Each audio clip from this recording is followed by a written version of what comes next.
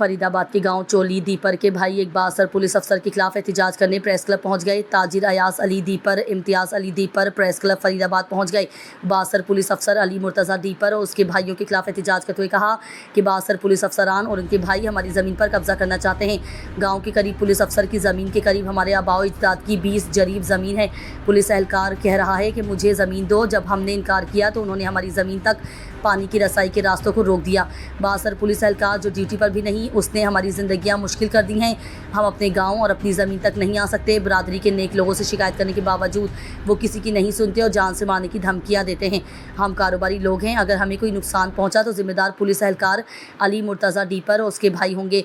उन्होंने IG Sindh, DIG Hyderabad और SSP दादू से दरखास्त की कि उनके खिलाफ कार्रवाई की जाए और उन्हें तहफ़्फ़ुज़ फराहम करके इंसाफ किया जाए। मुर्तज़ा डेपर पुलिस वारे उन्हनि जी असांजी ज़मीन ते गॾु आहे। हुन मूंखे चयो त ज़मीन यारे मूंखे मूं हुनखे ज़मीन ॾियण खां इनकार कयो। उन खां पोइ हुन मुंहिंजो पाणी बंदि कयो आहे।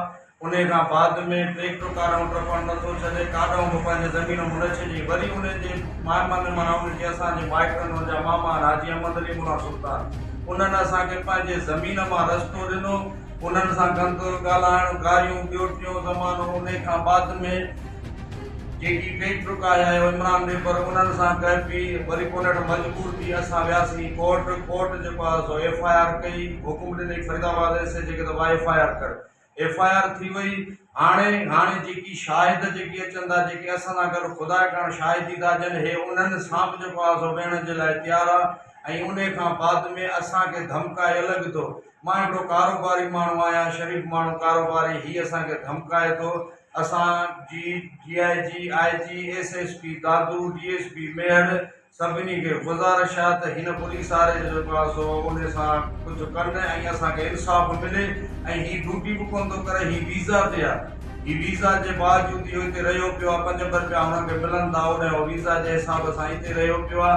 तो महिरबानी करे मां सभिनी खे गुज़ारिश कंदुसि असांखे इंसाफ़ मिले। असां हिकिड़ा कारोबारी शरीफ़ इज़त वारा माण्हू, हिन असांखे तमामु तंग कयो आहे। जेकॾहिं सुभाणे ते को बि नुक़सानु असांखे पहुतो, मूंखे, मुंहिंजे भाउ खे, मुंहिंजे पीउ खे या मुंहिंजे पुटनि मूं कंहिंखे बि नुक़सानु पहुतो जानी या माली, उन जो ज़िम्मेवार मुर्तज़ा डेपर ऐं उन जा भाइर हूंदा।